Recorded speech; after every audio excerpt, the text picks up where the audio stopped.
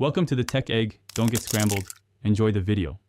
You begin by opening Zotero and the browser where you installed the connector. Make sure both run as your active user.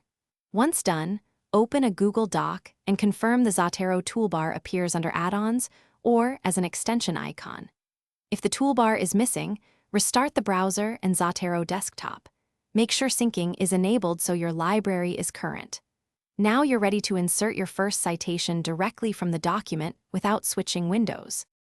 Now place the cursor where you want a citation, click the Zotero button in Google Docs, and a dialog opens for searching your library. Type an author, title, or keyword, select the correct item, and press Enter to insert a properly formatted inline citation. Make sure to choose the citation style early. You can change it later, and Zotero will update all citations. If you need page numbers or prefixes, edit the citation in the dialog before confirming. Finish by inserting the bibliography where you want the references list. Zotero builds it from citations in the document. Once done, change document preferences to switch styles and let Zotero rewrite the entire bibliography for consistency. If something goes wrong, citations won't insert or toolbar is missing. First check that the Zotero desktop app is running, the connector is enabled, and your browser allows the extension. Restarting both apps often resolves.